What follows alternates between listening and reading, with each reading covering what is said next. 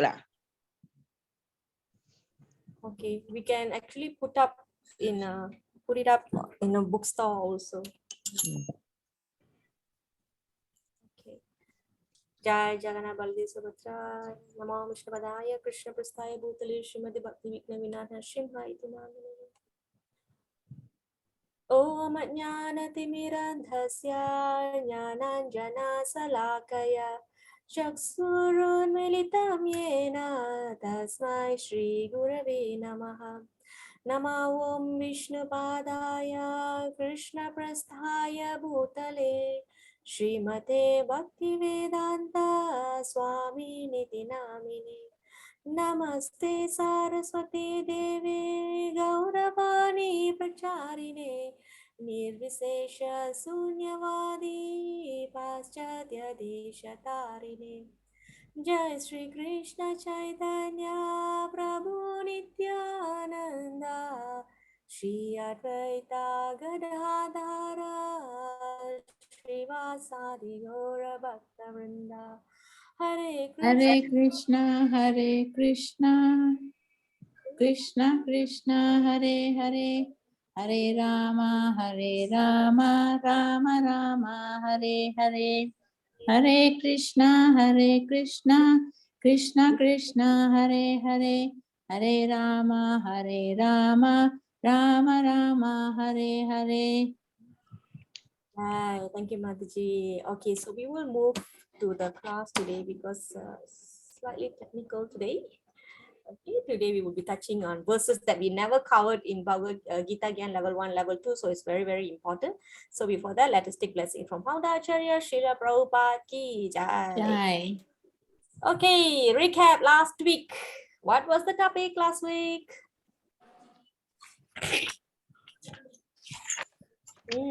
Yeah, I just read only.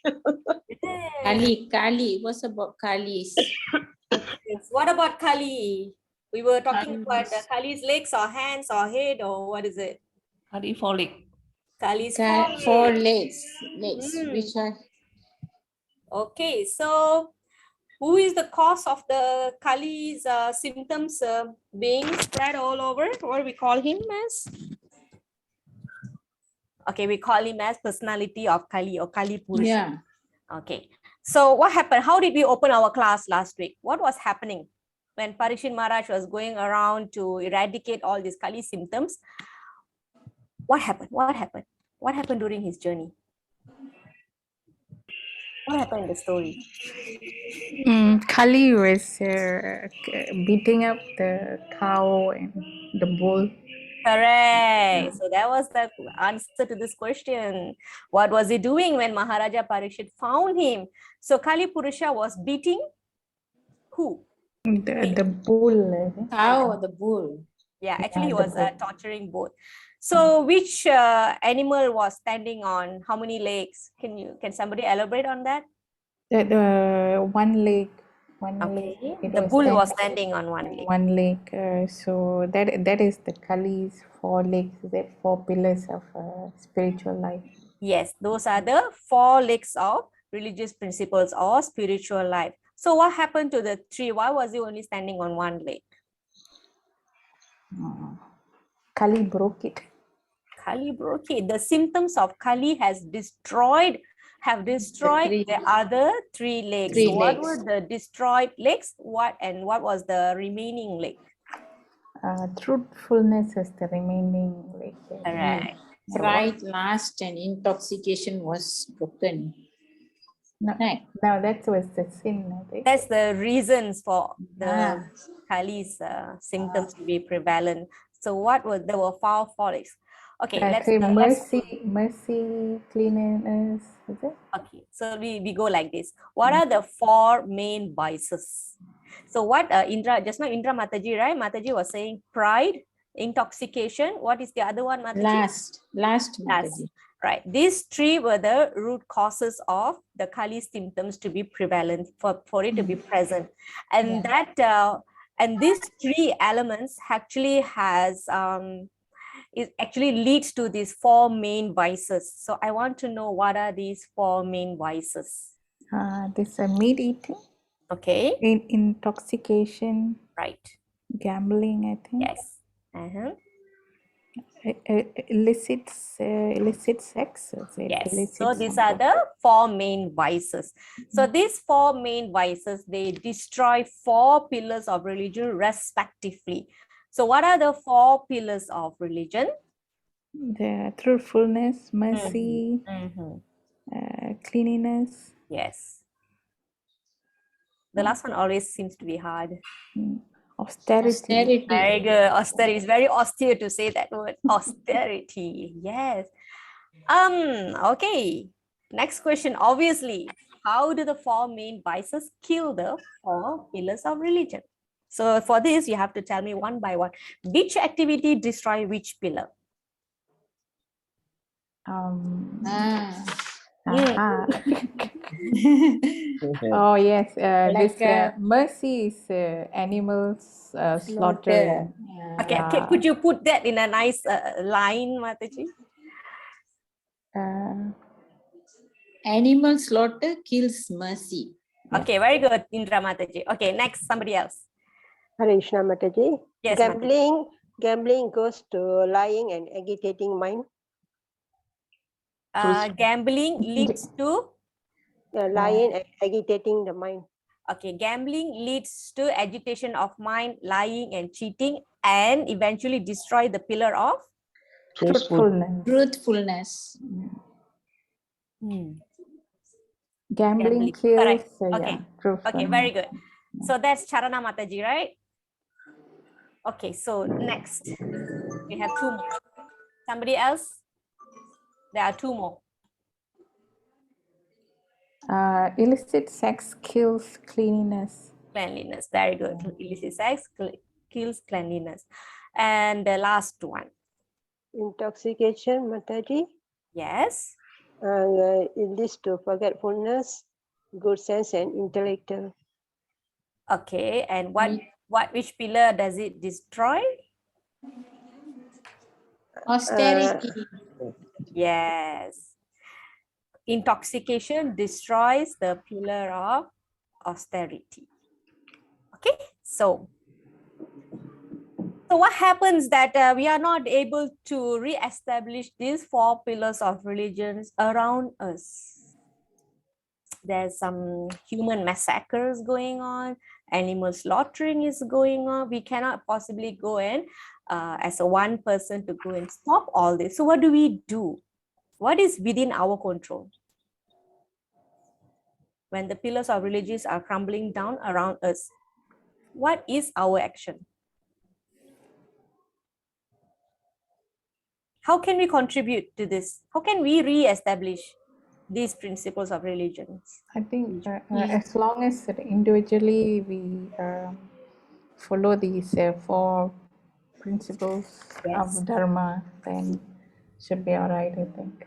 Yes, right. That's right, Mataji. Thank you so much. So even though the four pillars are crumbling down around us in the world around us, but we can re-establish and maintain these four religious principles in our life. Of course, we can expand a bit more to the people who are the loved ones around us. Okay, so that's how it works. Okay, so we are going to speak your mind. Okay, speak your mind. In the recent past, have you had an obsession that you could not fulfill? You had this intense desire or liking that you could not fulfill. What happened? Anybody? Come on, don't be shy. Hare Krishna Mataji. Yes, Mataji. Mataji, I'm longing to learn free online Sanskrit speaking, but I couldn't able to go through, but I don't know. Oh, you have this passion to learn Sanskrit. So what happened, Mataji? What's your obstacle? I want to learn free Sanskrit class, Mataji, speaking, because if I learn how to speak, then automatically I can master the slokas, Mataji. That's my aim. True, Mataji. So what is the impediments, Mataji? What is your halangan? I don't know how to. I don't know someone. I don't know how to approach Mataji. That's the problem. Okay, you mean you can't find a class, available class, or is it? Yes, Mataji. Ah, okay. I know somebody going for class, and I know who's the person giving the Sanskrit class, but it's not free. So if you want, I can get yourself connected. Actually, I'm supposed to join, but I find my commitment is too high already, so I couldn't. No, I think the classes were clashing. But I think the prices will be very high, I think. I think it's not very high, Mataji, but it's just for me, the reason was not because of the cost. It's my timetable was clashing, so I couldn't, but I can get you self-connected. It's Vishnu Prabhu, he's running the Sanskrit class. But is it face-to-face, Mataji? No, online, Mataji. Online means, I mean, like the Zoom class. Yeah, I think, yeah, it's like that. You can try and see, Mataji. Okay, so that is a desire that you are not able to fulfill. Okay, anybody else? One more person, we can hear from one more person. Punita Mataji, Sirisha Mataji.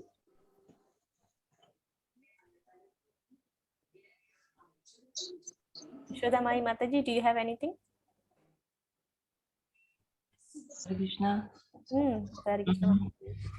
Could not fulfill. Yeah. I cannot think any now. Okay.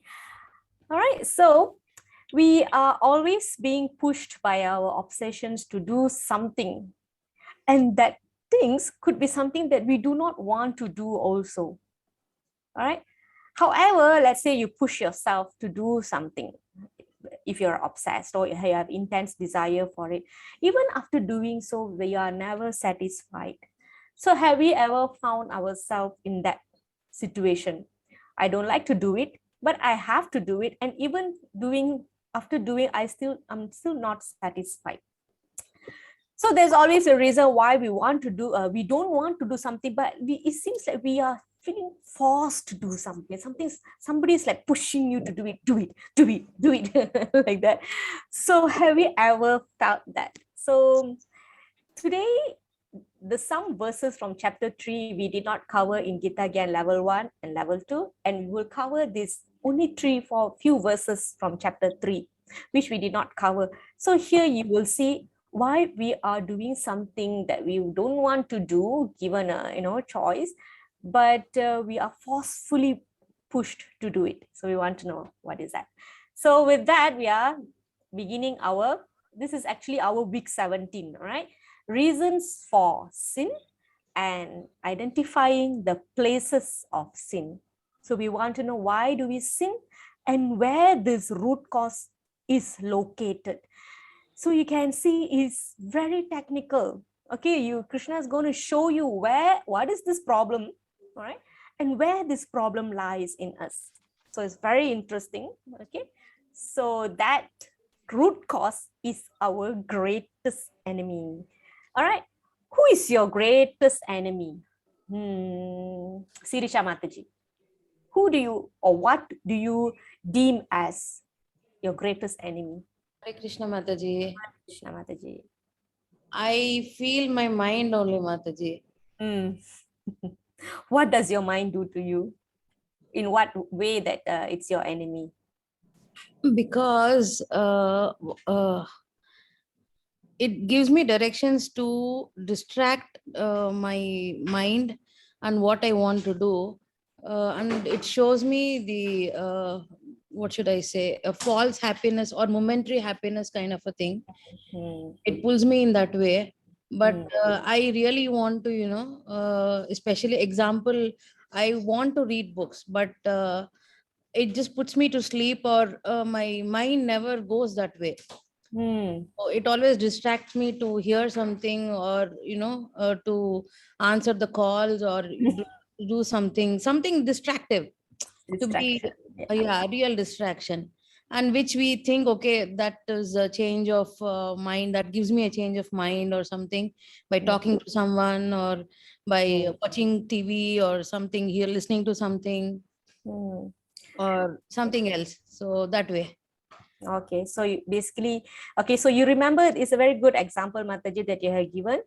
So please remember this situation. So later we're going to apply why this is happening. Okay, so remind me if I forget to bring it back. If I give you the answer now, there is a spoiler alert already. So you just Okay, ma'am. Sure. okay, so we will find out why this is happening, because you feel like watching TV, you feel like attending calls, you feel like doing this, doing that. So why this is happening? Okay, all right. So we're going to find out what Krishna is saying in the Bhagavad Gita. So for that, we have to go back to chapter 3, text 37. Can we have somebody to read this? There lies important answer in this verse. I'll do the Sanskrit. Somebody can read the English, okay? Shri Bhagavan Uvacha Kamayesha Krodha Esha Rajo Guna Samudbhavaha Mahashano Mahapapma Vidhyenam Miha Vairinam. Shall I read, Mataji? Yes, Mataji can. The Supreme Personality of Godhead said, "It is lust only, Arjuna, which is born of contact with the material mode of passion and later transformed into wrath, and which is of all devouring sinful enemy of this world." Okay. Somebody speaking. Okay, let's mute Mataji. So what is the answer here, everyone? What is the root cause of all? Lust. Yes, it is lust only, Arjuna. See, Krishna is so clear, so specific, no vagueness in Krishna's words, right? So what does lust lead to? So what? So what's wrong with lust? What does it lead to? The answer is still in the verse. We are still on the verse. Yeah.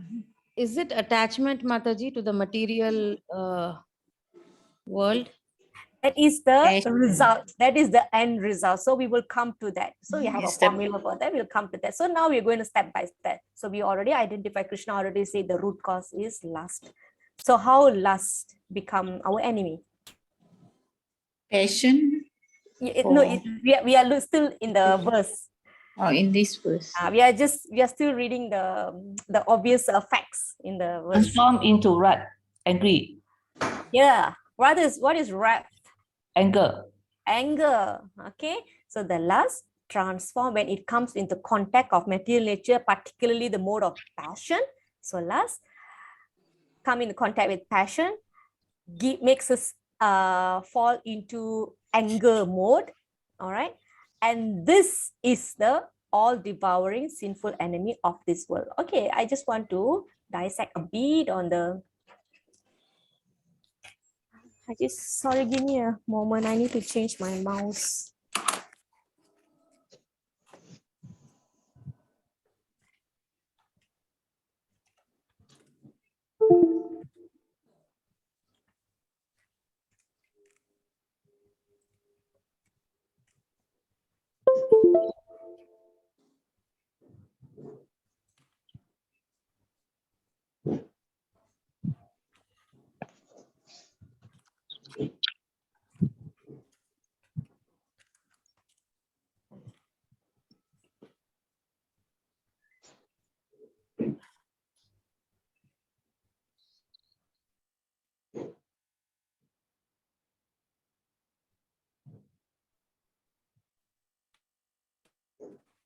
Okay.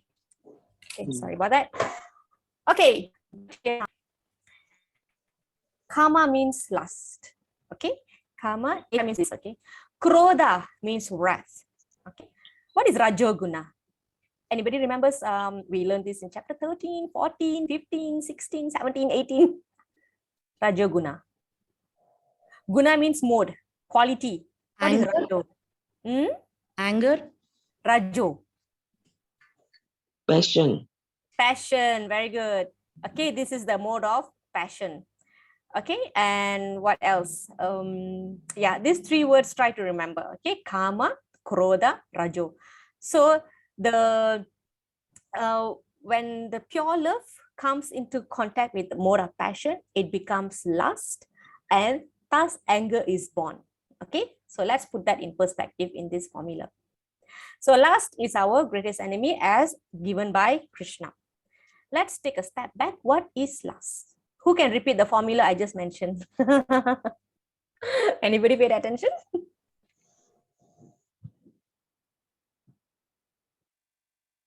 What did I say? What mixed with what? You got what?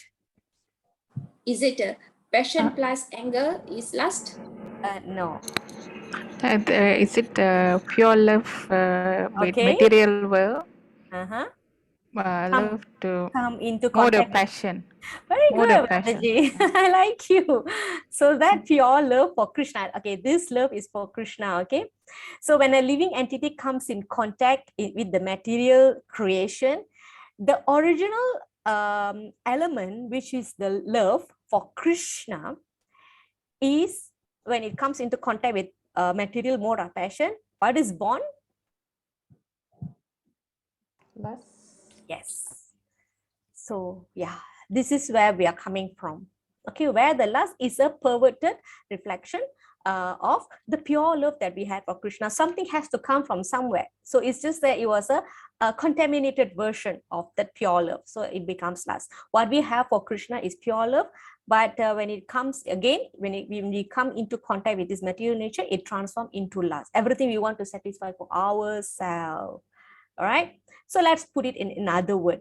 So in other words, our sense of love of God becomes lust when we come in contact with this material world. This is the concept, and this is an example. Milk, you add citric acid, lime juice, or sour tamarind, it becomes curd. This is how the transformation takes place. All right. So why lust is bad? Who can tell me why lust is bad? What happens when it is not satisfied? Anger. It leads to anger. Yes, lust becomes wrath. So we are still on the sloka. We are still on the translation of sloka. When lust is unsatisfied, lust becomes wrath. All right. If it is satisfied, what do we get?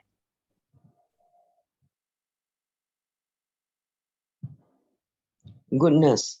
No. Just feel happy lah. After that, what do you feel, Mataji? Increase to do again. Yes. And, What is that? Once, What is yes, that?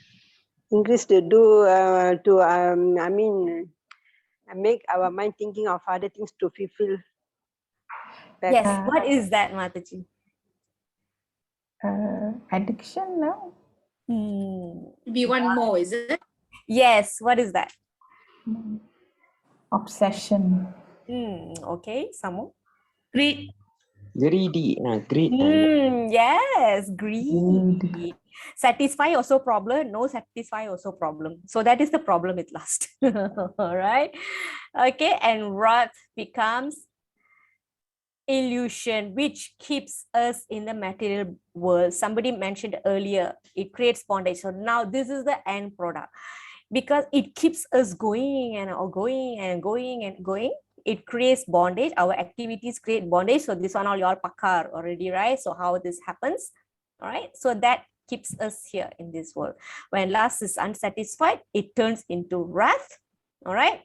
Wrath is transformed into illusion, and illusion continues the material existence. Okay, so as I mentioned, before this, it was more like a story. Our level 3 is a mixture of stories. And like when we come to Tulasi topic, there was totally no Bhagavad Gita verses, so only glorifications. So now we are entering technical part of it. So you need to just pay attention, all right? Okay, so going back to the conclusion, therefore, lust is the greatest enemy of the living entity because it keeps us entangled in the material world, all right? So the mode that we can associate it with is ignorance. Okay, it brings us down to the mode of ignorance because you're succumbing to the influence of the mode of passion. Okay, so instead of degrading passion to ignorance, we should upgrade it to goodness. This is how we want to save ourselves. Okay, again, the mode of passion. When we are in the mode of passion, most of the time we are in the mode of passion. Okay, we always want to do a lot of things. All right, so instead of being degraded into the mode of ignorance, okay, instead of succumbing to that and being victimized, we need to be consciously aware of our activities so we can be elevated to the mode of goodness. Question: how do we do that? How do we do that? The reason why I'm asking question is because we covered this in level 1 and level 2. So it might be somewhere in the back of your mind. So probably you don't know how to put it in words. So that's why I'm trying to trigger that. So even the term can be wrong, but your understanding could be correct. So this is where we can refine that. So how do we do this? Is it the chanting, which is the nectar of the holy name of Mataji? Okay, so that is one of it. So how do we put it in like a big umbrella? Is it like the chanting, the hearing, the Example, these are examples. We try to do a lot of service to the Lord. Okay, examples. Devotional service. Examples. Reading scriptures. Okay, that's And do also an service. example. That's also example. So we did this, we took this one topic as one of our sessions. So try to recall what are the topics that we did. You can relate to here to elevate ourselves. Is it devotional services? Devotional service. Or is it refraining from the committing the 4 vices? Okay.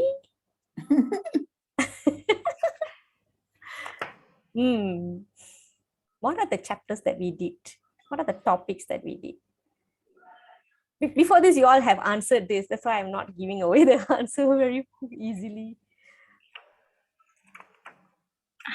Listen to Guru's instructions. Yeah, okay. These are all examples. How do you categorize all of this?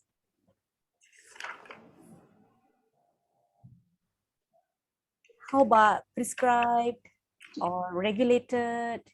How about that? We try to chant and purify ourselves. Yeah, example. That is also example. These are example. What are you all giving now?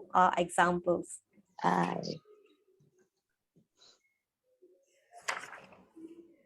Sadhana Bhakti. Okay, how do you say that in English?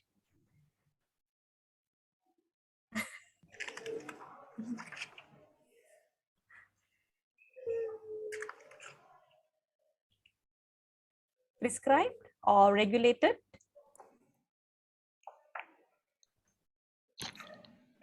The four activities, right? No meat eating, no intoxication, no illicit sex, no gambling. These are all regulated principles for somebody to live an ordinary life. An ordinary person could follow this, but take a step further. What is that? Mataji, steps of Bhakti. Okay. The entire thing, the whole level 3 is little steps of Bhakti. So how do we elevate ourselves to more of goodness?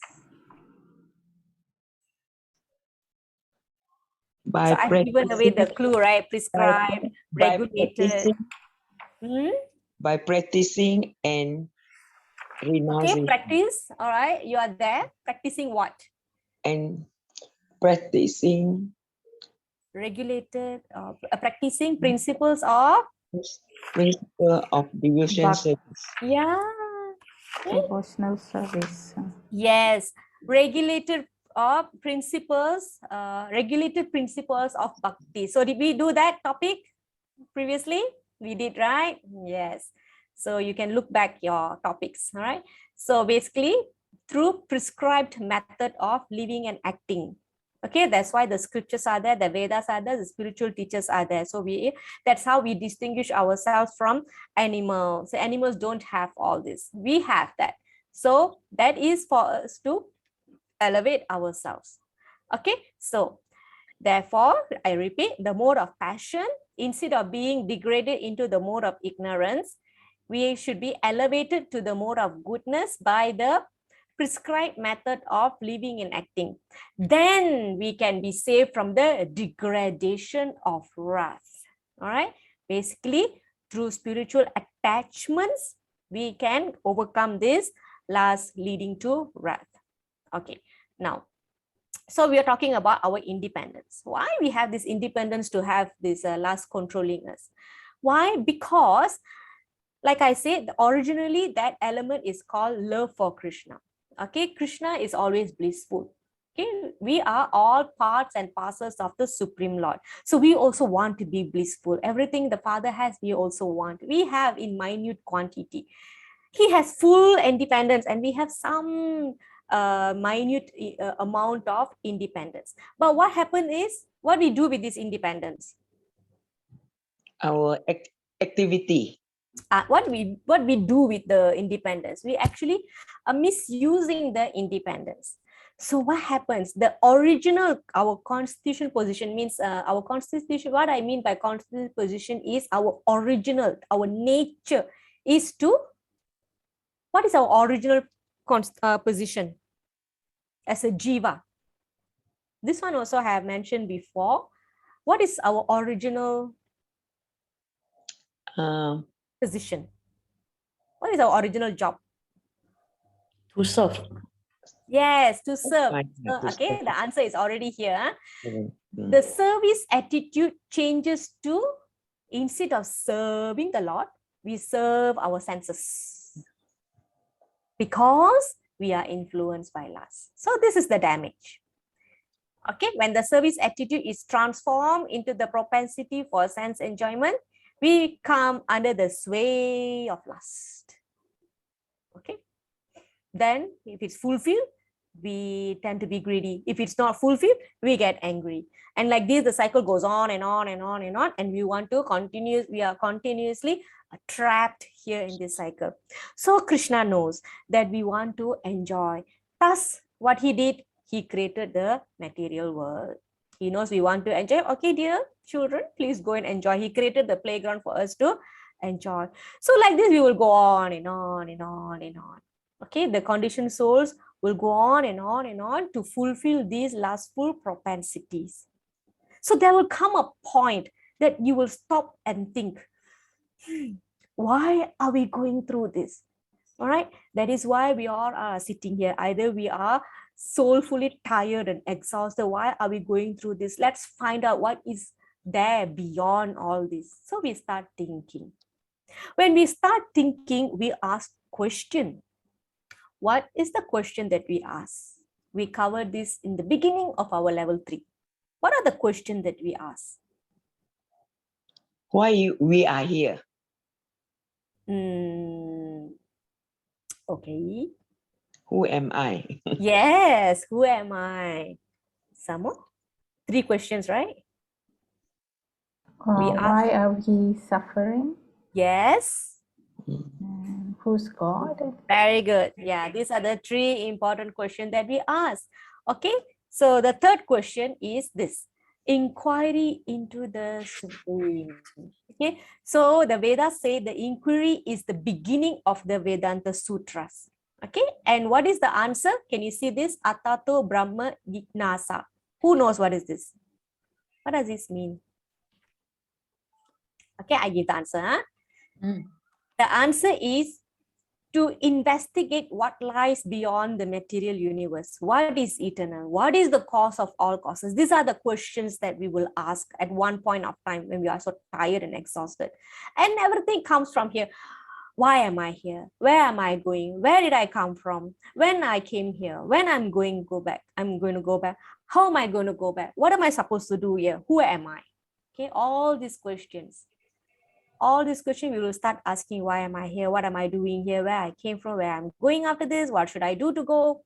Okay, what is my purpose here? All these questions. This is all inquiry into the Supreme. Okay, so the question starts with asking, who is God? Who is God? Who is God?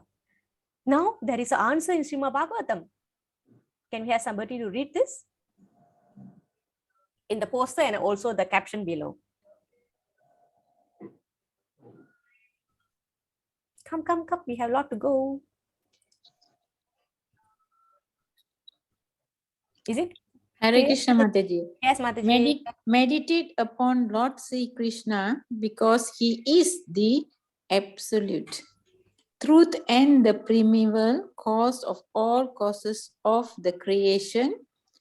sustenance and destruction of the manifested universes. Okay, so I'll read the last, the caption here. Supreme is defined in Srimad-Bhagavatam as Janmadi Ashayato, Nivayat Itaratascha, or the origin of everything is the Supreme Brahman. Man, okay, so Awesome. that is the answer. Thank you so much, Mataji. So, Hare Krishna. can you all follow the flow how I took you all here? We are forced to do something as if we were pushed, but we are pushed to do something as if something forces us to do it, and we found out that what is actually forcing us. Okay, and what is the impact of it? If it is satisfied, what happens? If it is not satisfied, what happens? And this two process, what is doing to us, that we are trapped in this illusory world, right? We want to enjoy, we keep going on and on, making a lot of arrangements to serve ourselves. We will never find the satisfaction unless we realize our actual position, which is to serve the Lord. Okay, so the living entity goes on and on and on and on until it stops. One day it stops and asks questions. So one question it will ask is, who is God? Inquiry into the absolute. This is the question a realized person will ask. At least a person who wants to do something about their life will ask. All right, and then there is a question, who is God? Okay, in the Vedanta Sutra, and Bhagavatam answers that the Supreme Krishna is the Supreme as defined in the Srimad-Bhagavatam, and that verse is this: Janmadi Asya Yato Maya Itaratascha. Okay, this is the short answer. The origin of everything is the Supreme Brahman. Okay, we always want to go back to our root. All right. So this is the verse. This is the translation of the verse. All right. Okay, right. So how are we going to neutralize this? We already have a problem statement. So what is the solution? The solution is to desire everything for Krishna. Because there is a problem when we desire for us. So we have to go back. We have to go back to the original root. All right. Because satisfying us, it doesn't work with us anymore. Okay. I mean, it never worked. All right. So with that, both lust and wrath can be spiritualized. Lust can be transformed into love for the Supreme, or transformed into Krishna consciousness, or in other words, you desire everything instead for ourselves, you desire everything for Krishna. Then both the lust and wrath can be spiritualized. So like in this concept, we have two examples. Can anybody remember who gets angry when the Lord is offended? Okay, I give you one example. Hanuman. Okay, what happens to him? Ravan mistreated Hanuman. Actually, Hanuman, what was Hanuman was doing? Hanuman was telling Ravana, Ravana, you have kidnapped somebody's wife. The most appropriate thing for you to do is go and beg forgiveness from Lord Ram. So Ravan refused to. Okay, Ravan could have he could be very multi-talented. He could be very knowledgeable in Vedas. All right. And people, you'll be surprised. I'm sure you'll be seeing that people are glorifying Ravan. Oh, he's such a king. He's such a Veena player. He's such a great, intelligent person. He's such a this, such a that. All right. But they forget that he actually flawed his religious principles by kidnapping somebody else's wife. All right. So he is actually technically became an aggressor. So Dala buat that one, and then he doesn't want to seek forgiveness from Lord Ram, and he burned. He lighted Hanuman's tail in fire. So what Hanuman did? He went around, he tried to burn the Lanka. Okay. Hanuman, the great servitor of Lord Rama, exhibited his wrath by burning the golden city of Ravana. But by doing so, he became the greatest devotee of the Lord. So that would be the most appropriate thing for him to do, because they treated him very badly. Okay. So he gave it back to them in this way. Okay. This is how he engaged wrath in the right way, in the service of the Lord. Okay, so he actually got infuriated by Ravan's arrogance. Okay, even though Ravan was belonging to a noble lineage, and he committed this heinous crime of kidnapping somebody's wife. Okay, so that lead to burning of Sri Lanka. So we have another example. Can we fight without anger? So that is why Arjuna is doing now. At the end, after he gets the full knowledge from Krishna, he has to use his anger in the fighting, in the war. All right. So the Lord induces Arjuna to engage his wrath upon his enemies for the satisfaction of the Lord.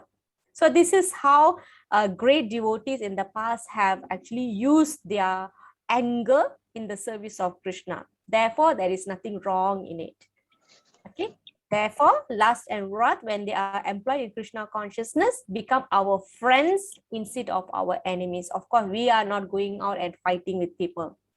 Okay. So what we can do is we can do this. Desire everything for Krishna.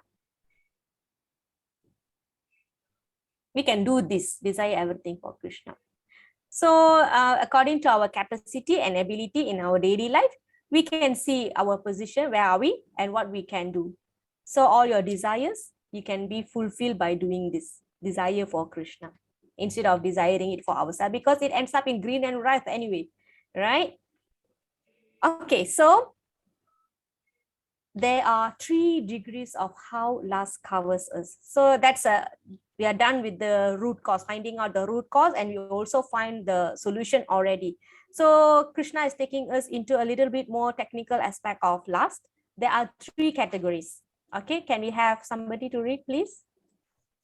Who would like to read? Dhumena vriyate vanir yata darsho malena cha yato Yato bela navarto garbhas tata tinidam arvatam. Okay, Mataji. Read on, Mataji. As fire is covered by smoke, as a mirror is covered by dust, or as the embryo is covered by the womb, the living entity is similarly covered by different degrees of this lust. Okay, so now we will see how different living entity is covered by different levels of lust. Okay, so this is a very important verse as well. So please pay attention. Okay, so there are 3 layers. Okay, one is as fire is covered by smoke, which means there's a little bit of fire, but it's mostly is covered by smoke. But the fire is there, which means the lust is there. The fire represents the lust. Okay, it's covered by smoke, all right, but the fire is still there. It's still functioning. All right.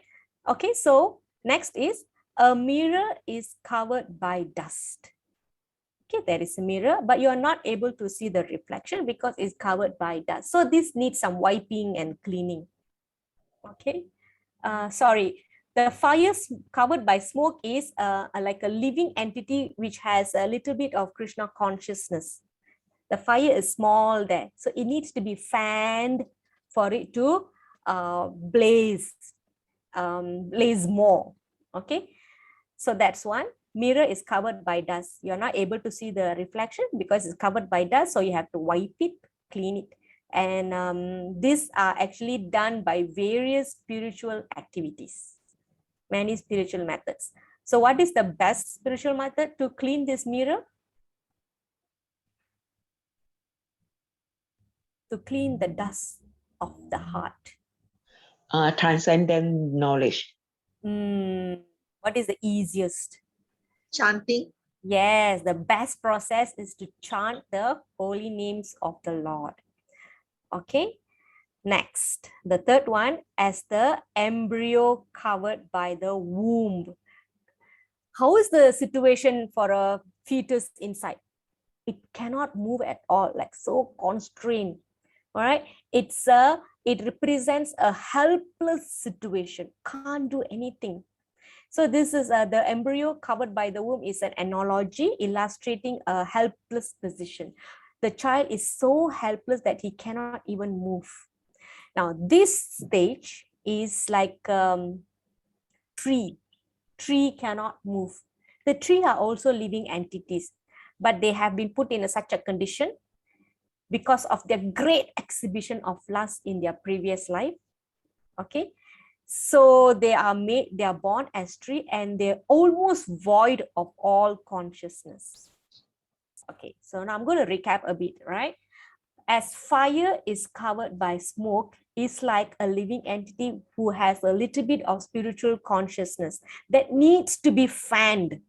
Okay, it has little bit on him, but there is high hope for it to be recovered, okay, to awaken the dormant love. Next level is mirror covered by dust. These are basically animals. They are still moving, bird, beast, all this, okay? And in some ways, they can be spiritualized in their next lives, all right? So that is the understanding. The third one is the helpless condition of an embryo inside a womb. And this is, the example are the trees, okay? They can't move anywhere. So again, the covered mirror is compared to the birds and beasts. The smoke covered fire is compared to the human being. In the form of human being, the living entity can revive a little Krishna consciousness. And if he makes further development, like what I mentioned, what we discussed earlier, through the practice of regulatory principles of Bhakti, the fire of spiritual light can be kindled in this form of human form of light. So it's very, very important. This human form of light is very important.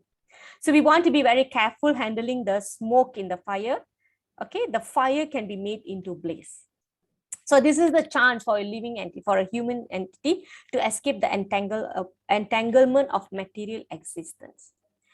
And this is the best position where we can conquer the enemy, which is the lust. Okay, under the guidance of a spiritual teacher and by cultivating Krishna consciousness, it can be overcome. Okay, so transfer everything to Krishna, so for it to be spiritualized. Okay, so understand that? First, we covered the root cause. Second, we identified there are different degrees of how lust is covering us and what we should do about it. All right. Okay, so moving on. This is 38, this is 39. Can have somebody to read for us, please? Rajina Mataji. It is said that in the Manu Smriti, that lust cannot be satisfied by any amount of sense enjoyment, just as fire is never extinguished by a constant supply of fuel. Purport Bhagavad Gita 3.39. Okay, thank you, Mataji. So you want to put out a fire, but what you did, you pour petrol again and again and again. So it cannot be satisfied. So the lust is like that. We cannot say like, okay, after this I will stop. Okay, after this I will stop. No, after this I will stop. It will not stop. It will go on and on and on. So that is the point here. All right, it cannot be satisfied, and it is mentioned in Manusmriti. Manusmriti is also some ancient scriptures, and this is the fact that they are portraying. All right, so it cannot be satisfied, just like a fire is never extinguished by a constant supply of food, because you're feeding it. By fulfilling that obsession, we are feeding it. So how will it satisfy? There will never come a point that lust will be satisfied. It will never. Right? Such lust satisfied, greed. That is why it cannot be satisfied. Okay. So now I'm going to bring to you where this lust is situated. So this is also important, technical. So please follow the flow. All right. To conquer our enemy, we should first find out where it is. Okay, so recently I was watching this some war movie. They're supposed to have war the next day. But what happened? The enemy, they sneak into the camp of the enemy and wanted to kill the king. So they found out where is the king. He is the root of the war, right? So they wanted to kill the root of the war. All right. So like that. So when I read this, it reminds me of that.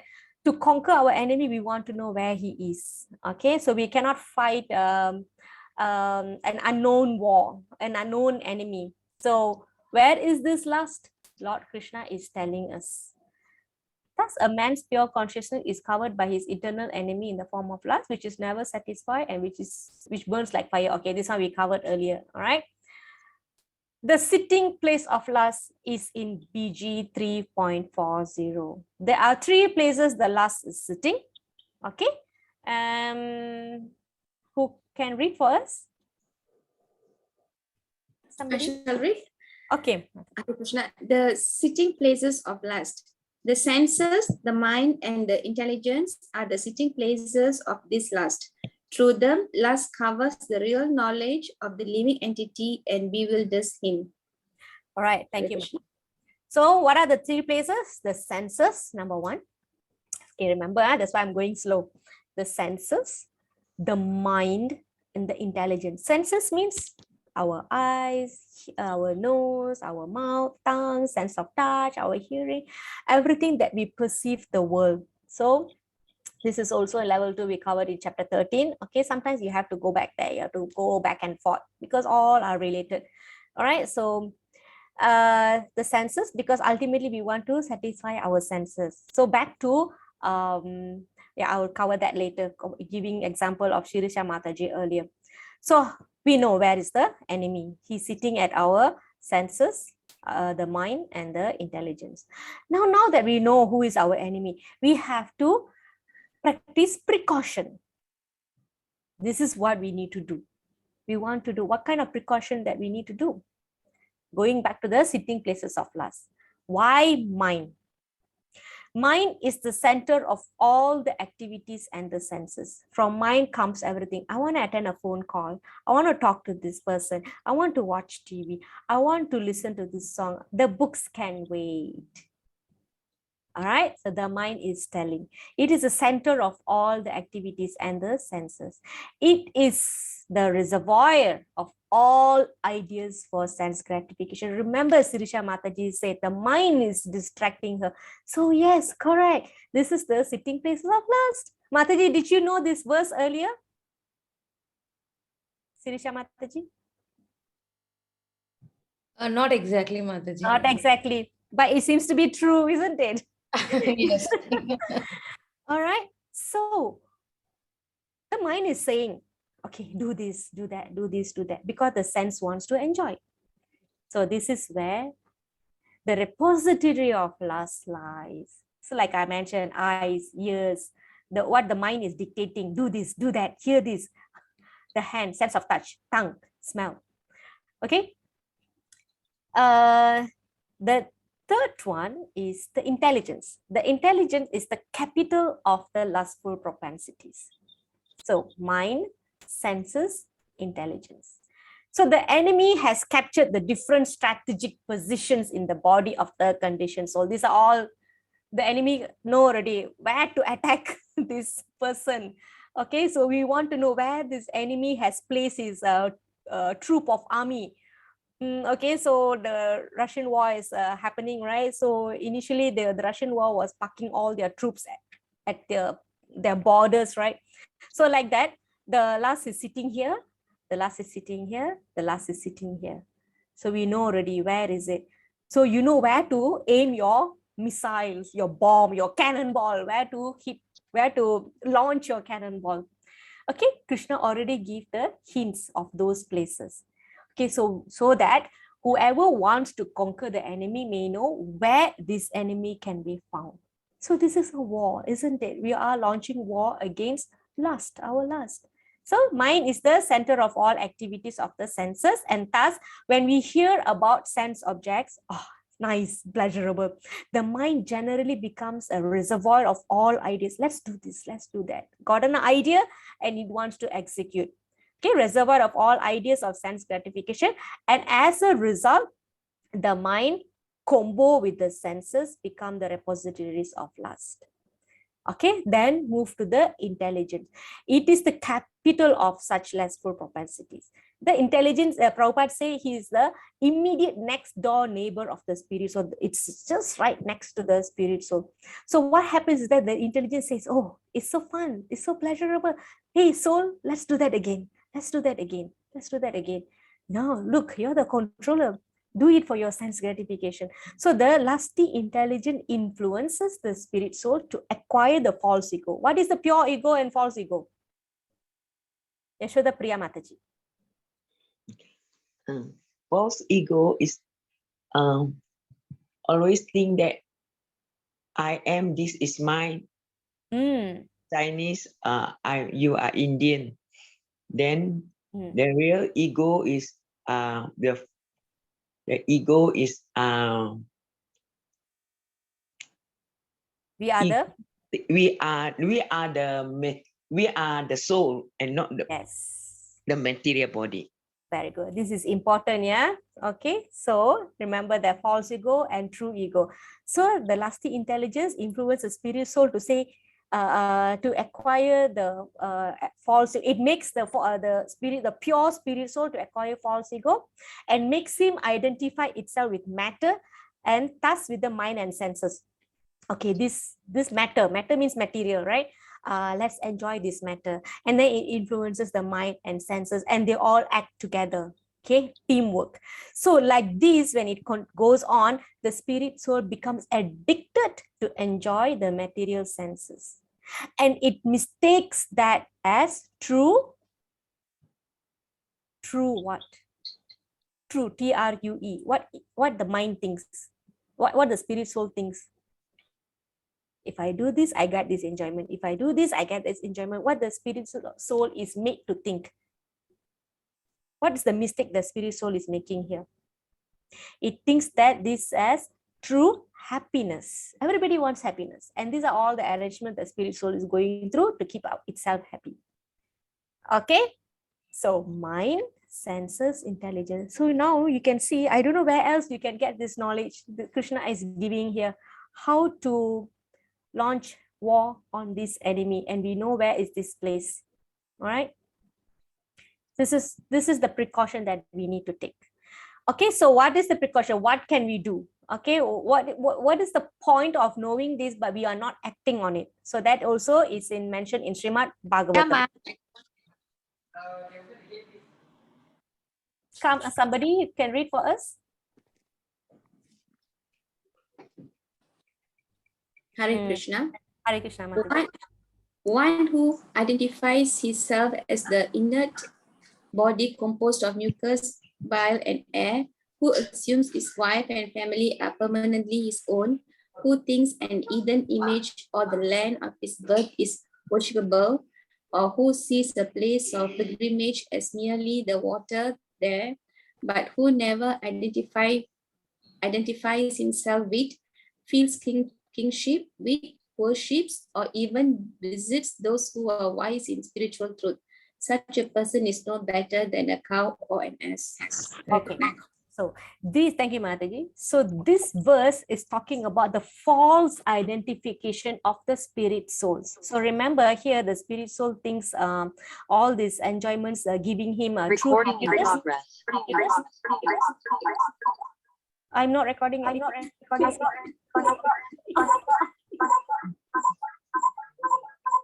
What happened? Okay, I can hear myself. Okay, so this is the false identification of the spirit soul. It thinks that by doing this is getting true happiness.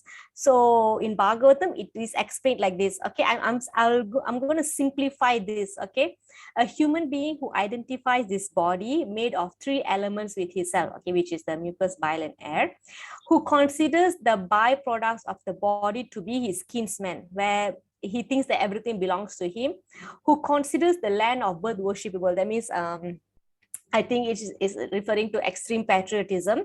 Okay, and who goes to the place of pilgrimage simply to take a bath. Some people, they are going to these holy places just to take a bath. Okay, I've done so much of sin throughout the year, I'm just going to detox myself with bathing in Ganges water. So there are many people are doing this. Okay, instead of going and seeing a self-realized soul at these places to hear from them, to hear the truth from them, to get knowledge from them. And if he does that, then he's simply going there to remove his sins in that intention, but not taking association from the gurus there, then he is to be considered not better than a cow or an ass. Ass means donkey. Okay, this is how the soul falsely identifies itself. All misconceptions. Okay, so now we are going to practical solution of conquering this lust. 3.43, how to conquer lust. Evam buddhe param buddhva samstabhyatmanam atmana jahi shatrum mahabaho kama rupam durasadam. Who wants to read? Tamare Mataji.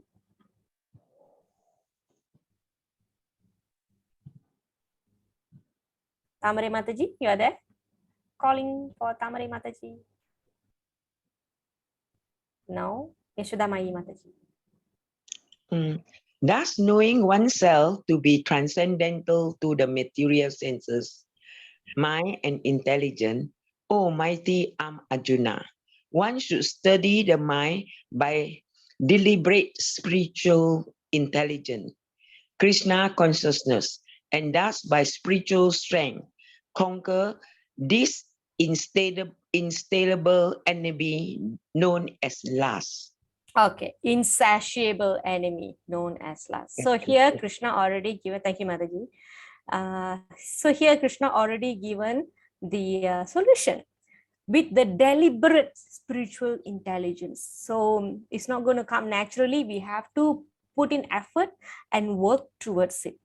Okay, because in this material existence, we are making a lot of arrangement to dominate the resources of material nature. Okay, so I read that the Ukraine has a lot of natural resources. It's pretty rich with minerals. And what human beings are doing, they want to lord the natural resources to satisfy their desires.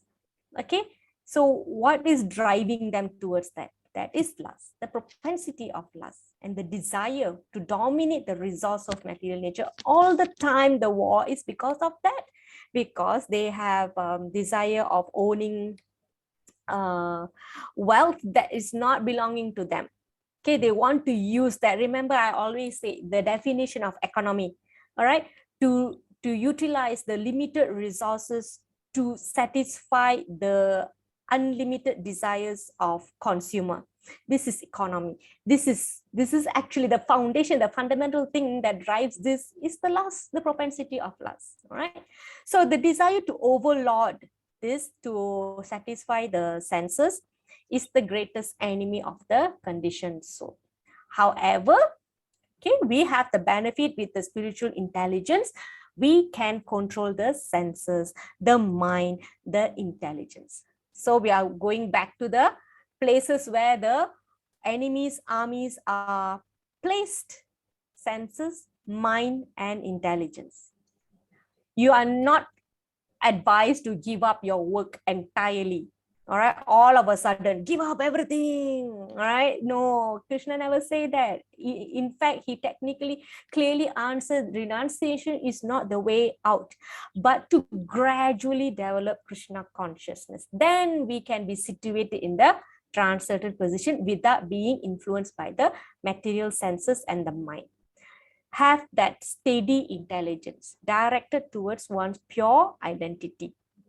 Okay, always have this phrase ringing in our mind: by deliberate spiritual intelligence.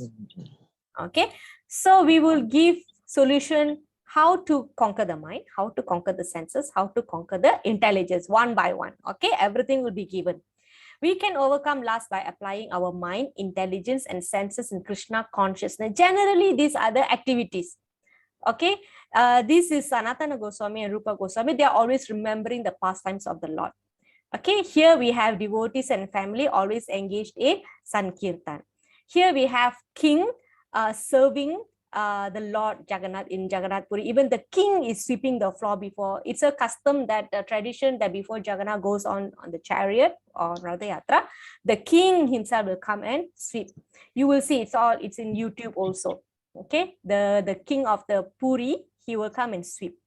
Okay, so that's how the culture is so nice there. Okay, even though he's a king, he come and take the broom and he'll sweep that. That's what they do. That means it's encouraging us to do service for the Lord and deity worship. Okay, puja. All right, so we'll go one by one. How to control the senses? Okay, by following rules and regulations. So remember this. Okay, rules and regulation, the regulatory principles of bhakti. So this is a step above the ordinary 4 regulation principles. Okay, the no meat eating, no intoxication, no gambling, no illicit acts. This is applicable for normal, or to have a peaceful ordinary life. I mean, it's a basic rules to follow by everyone. But above that, that is what we are doing now. We are going to control the senses not only with that 4 regulatory principles. We are going to control the senses by following rules and regulations in bhakti as well. Regulated principles of bhakti. So try to distinguish that, understand the differences between these two categories. Okay. What is the next thing that we need to control? There are 3, right? So I just spoke sense. What is the next one? Mind. Mind, yes. How to control the mind? By regularly chanting the Hare Krishna Maha Mantra. Okay, so we have in the past, we have devotees like Prema Mataji shared that she had some reverse adversaries. So what she does is she chants, okay, and she has seen the improvement, how it has improved her mood and her reaction towards things. So this is all testimonies. So why don't we try as well, right? What is the last one? Intelligent. Very good. Strengthen the intelligence by reading the scriptures, which we are doing now. We are reading together. Okay, so we are doing this. Many of you are doing this, and I wish everyone can follow this as well. Okay. If there is water in a glass, you can't fill it with anything else. The glass is already filled with water. You cannot put in other things. Okay, so if you keep Krishna in your mind, there is no room for lust, because all your desires is towards satisfying Krishna, for the pleasure of Krishna. Okay, so there is no question of doing things for your own sense gratification and getting frustrated or getting greediness or getting angry about it. Okay, so there shouldn't be a room for that. Okay, if you follow this, just like if you place light in a room, there is no place for darkness. Krishna is light. As soon as the sun shines, darkness disappears. Okay, there is no room for darkness.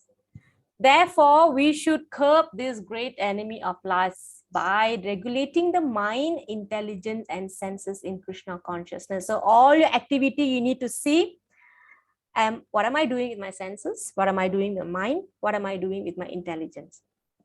Okay, so to recap from the top, love transforms into lust when it comes in contact with the question.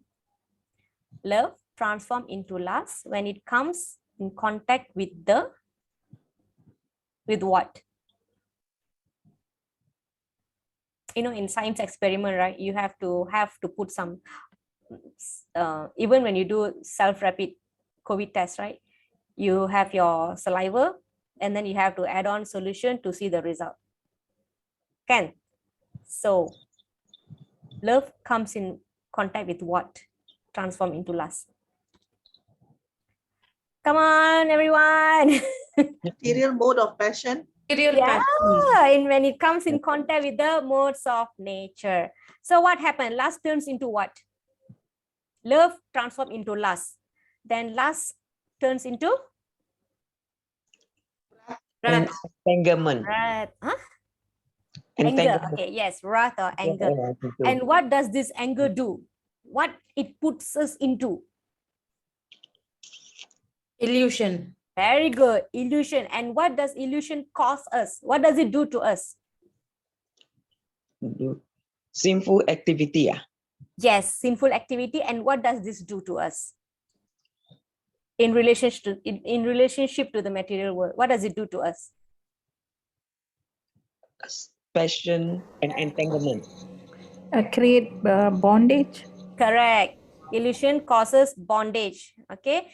Illusion makes us involved in sinful activities, and thus we are trapped in this bondage, the cycle of bondage. Okay.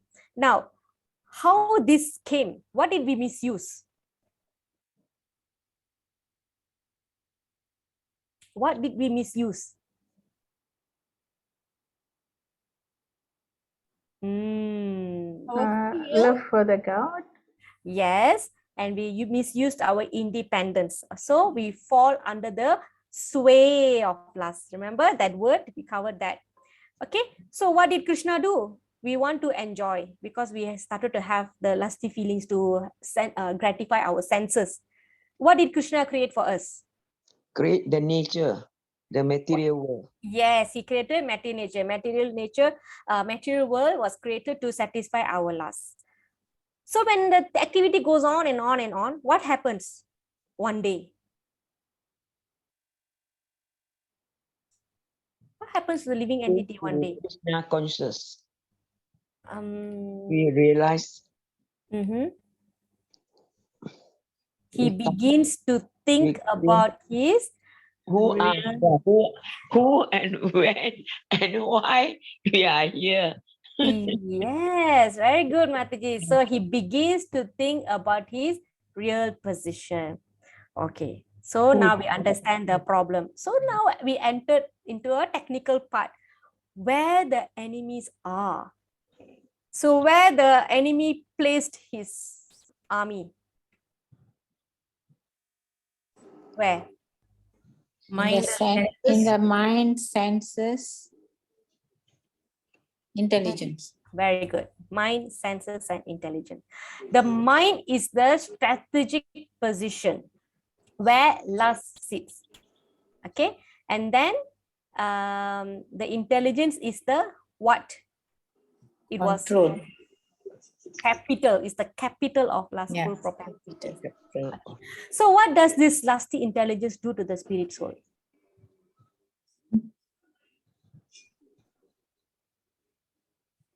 So we are going through the flow. You see, we have to know. The mind starts having some ideas about enjoyment, and then it tells the senses, hey, why don't we do this? So they team up, they engage in certain activities. So the intelligence know, oh, if I do this, I'll be happy.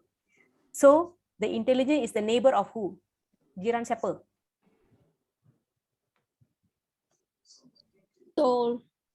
Yes, the intelligence is the next door neighbor of the spirit soul. So what does it do? Hey, come, I want to gossip to you something. What does it do to the spirit soul?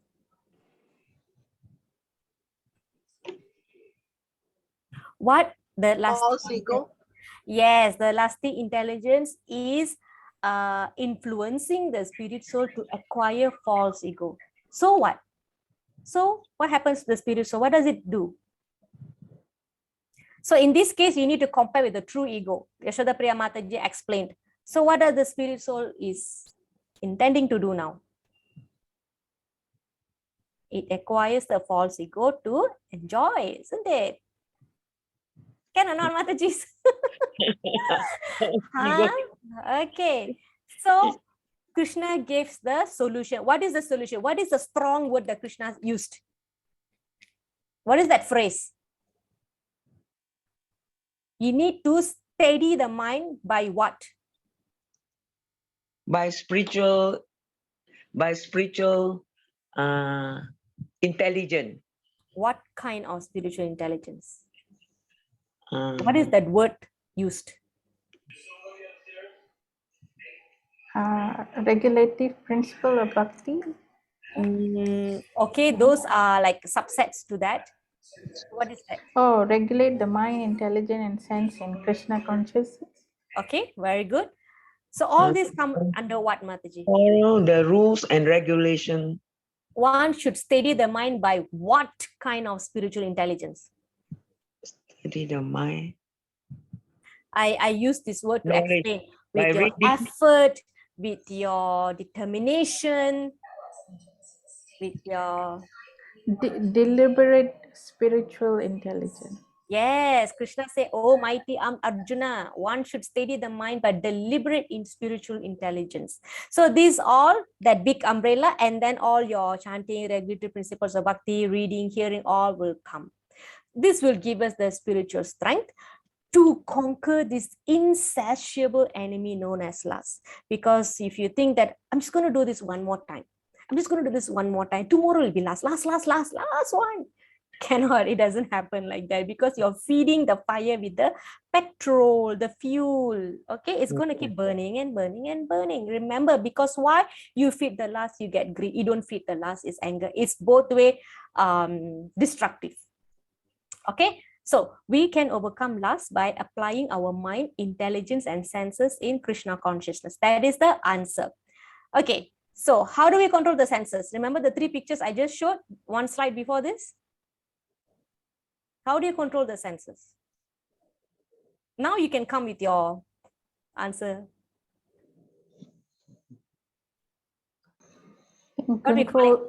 Control. And one was remembering the past Krishna Leelas. Yeah. So these are by following rules and regulations. Regulation, yeah. Okay, so always remember the regulatory principles of Bhakti, and then you can give the examples. All right. Always try to tie it to the senses. Eyes, what are you going to do? Ears, what are you going to do? Nose, what are you going to do? Your mouth, your tongue, your sense of taste, what are you going to do? Your sense of touch, what are you going to do? Okay, mind, remembering Krishna, hearing, speaking. These are all how you engage your senses. So basically, we are following some regulated principles of Bhakti. So this is how you control the senses. What is the next one? The next sitting place of lust. And how do we control that? Control the mind, chanting Yes, Mahamantra. correct. By regularly chanting the Hare Krishna Maha Mantra. And this will cleanse the mirror that is covered by dust. So you can see the reflection of Krishna. Okay, now Krishna's reflection is covered by dust. A little bit of smoke also. So you cover that. Okay. Finally, to strengthen the intelligence by reading scripture. Reading the scriptures. Start with Bhagavad Gita. Can advance to Srimad-Bhagavatam. So recently, I think I also shared Prabhupada quote saying that read books. If you can't read all, read what book? Who remembers that quote? The poster I sent. Which book Prabhupada encouraged to read every day? Did anybody see the post? Krishna. Krishna book. Yes. Okay. Read Krishna book daily. All right. So we have concluded our lesson for this week on reason and places of sin. Reasons for sin and places of lust. Okay. So as usual, we will read some glorification of Nectar of the Holy Name. Okay. So we have somebody to read who hasn't read yet. Can I read? Can you hear? Yes, Mataji. We must chant Hare Krishna in order to cleanse the heart of lust and greed. The whole world is revolving due to karma and lobha. Karma means lusty desire and lobha means greed. People do not have enough sex or money, and because of this, their hearts are filled with contaminations, which have to be cleansed by hearing, repeating, and chanting. Human life is meant to get rid of anarthas, unwanted things, but where is the university or college where this science of purification is taught? The only institution is this Krishna Consciousness Society. Krishna is within the heart, and the contaminations are also there, but Krishna will help us cleanse them. Nasta prayas abhadreshu nithyam bhagavata sevaya. Srimad-Bhagavatam, Canto 1, Chapter 2, verse 18. We must regularly hear Srimad-Bhagavatam and chant Hare Krishna. These are the two processes recommended by Chaitanya Mahaprabhu. Okay, thank you, Mataji. So this is very much related to what we did, right? Karma and lobha. Okay, lusty desire, greed is very, very close. And then it will never be satisfied. People cannot have enough sex or money. Rich people still want to get richer. Okay. All right, so we move on to the preaching is the essence. Please share what you have learned to people around you. Somebody would like to read, please? Come, Mataji, we have a 7-minute video after this.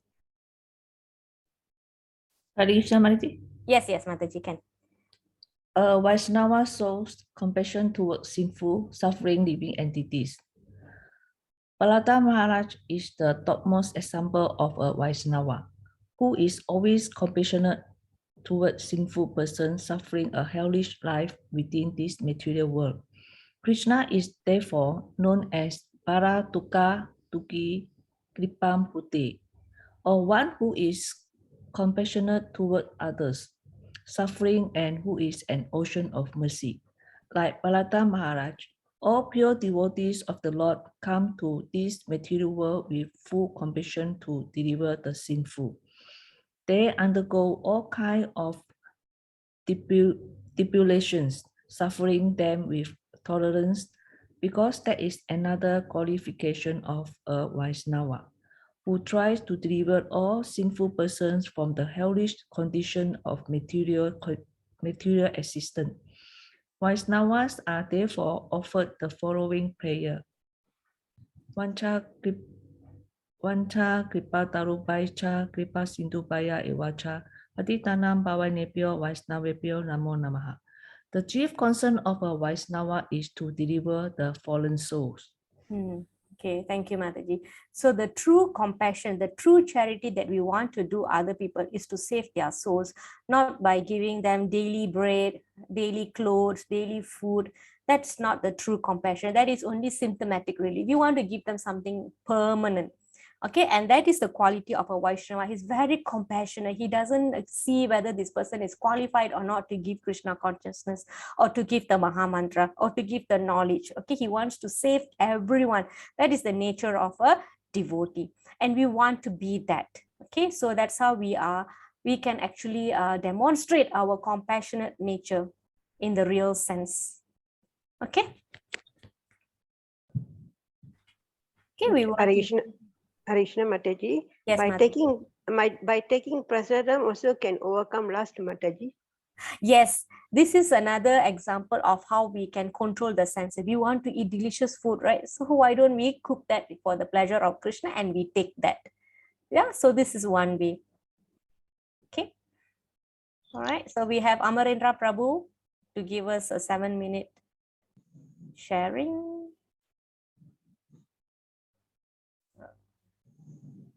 Hare Krishna. So the question is how to deal with lust, not lusty desires. First of all, let us understand what we mean by lust, and let us know what is the origin of this lust. And then part 3 would be how to deal with it. So first question, what is lust? Atmendra priti vancha tari boli kam, Krishnendra priti vancha dhari prem nam. In the Chaitanya Charitamrita, Srila Krishnadas Kaviraj Goswami describes that the desire to please our senses is kama or lust, while the desire to selflessly please the senses of Sri Krishna is prema or pure love. Now in this world, we fail to distinguish the difference between love and lust. Most of the times, what we see is lust, but it is very nicely covered like a birthday present, decorated saying it is love. We find with passing time, relationships break. You have love couples breaking off. You have mother and son breaking off. So relations in this world are breaking completely. So the desire, everyone who gets into a relationship or deals in this material world has some tinge of selfishness. We don't do anything selflessly or unconditionally. We always do something only when we have some ulterior motive or something that we could gain out of it. Even when we start our academic studies, we have a desire that I want to study so that I get a job. Now somebody tells you that you're not going to get a job, will you still study? Very difficult. Very difficult. So everything is backed up by the result of that activity. You enter a school only so that you get out of that school someday, so that you get a nice job. You get into a job, you work like a donkey. Why? Because you like to work? No. Because the pay that comes up is soothing. So every single step or every decision in our life is made with this desire of getting something in return for our senses. This is described as lust. However, in the colloquial usage, lust boils down to sexual attachment. So what is this origin of this lust? It is described that we are all part and parcel of Krishna in the spiritual world, and we are in a very nice love-filled relationship with Sri Krishna. Now when we leave his association and we come into this material plane or this material contamination, we find that everything gets reflected in a perverted fashion. So the attachment that we have towards Krishna in a selfless manner, which is love, gets reflected and in a perverted fashion in this material world as lust. Therefore, it is very, very difficult to overcome lust, because it is very, very difficult for us to eternally stop loving Krishna. So this lust takes different roots. When it is satisfied, it takes the root of greed. When I want something for myself and I get it, then it takes the path of greed, where I want more. Now, if I want something and that's not satisfied, it takes the path of anger. So therefore, Krishna explains in the Bhagavad Gita, all these three emotions must be given up. However, the root is from lust. Kamesha Krodesha Rajoguna Samudbhava. He says it is only lust, Arjuna, which propels us to sin. Trividam narakasjedam dvaram nashanam atmanah kamah krodah tata loba tasmadetat trayam tajet. Krishna explains that there are three gates to hell: anger, lust, and greed. Therefore, a sane man should give it up. And as we discussed, it starts from lust. Now, how do we control this lust? Is it possible to control lust? Or is it completely, are we just to succumb to this desire? Krishna again explains in the Bhagavad Gita, Daivi hyesha gunamayi mama maya duratyaya mameva ye prapadyante maya metam tarantite. Krishna explains that this desire to satisfy the self, also called as lust, is very, very difficult to overcome. Duratyaya, very difficult, almost impossible. And the only way we can overcome is we take complete shelter at the lotus feet of Sri Krishna. Samashitaye padapallava plavam mahat padam punya yasho murare bhavam budir vatsa padam param padam padam padam yat vipadamna tesham. The Bhagavatam also describes that lust or material suffering in this world, which is like an ocean and we are drowning every day, becomes as insignificant as water held in the hoof print of a calf. So we can very easily overcome, provided we take shelter of Krishna. Now, this is the philosophical aspect. Some practical steps how to control lust. First and foremost, if one aspires to be a brahmachari or a celibate monk throughout his life and is finding difficulty in overcoming this sexual desire, then it is a good idea or a good decision to step down to grihast ashram, where a person now gets into this ashram, gets married to a good wife, and uses his lusty tendency or his propensity in a positive way to give birth to Krishna conscious children in this world. It is not wrong to have sex, but it is wrong to have it in an illicit or illegitimate manner. Krishna says in the Bhagavad Gita that he is that lust which doesn't break religious principles. Buddhir buddhirmatamasmi tejas tejasvinamaham balam balavatam chaham kama raga vivarjitam dharma viruddha bhuteshu kamosmi bharatarashava. Krishna says, I am that lust which follows or which is on the basis of proper scriptural rules and regulations.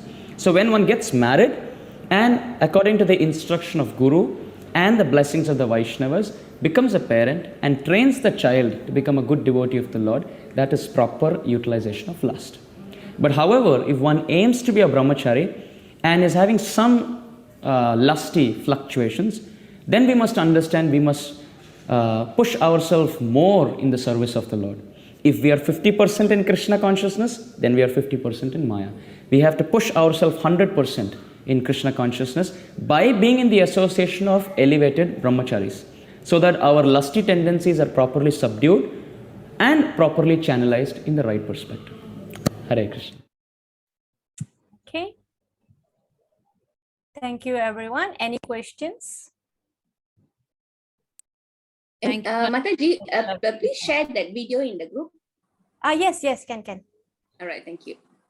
Okay, so 9 o'clock on the dot. Okay, Matajis, how are you all? Let me close.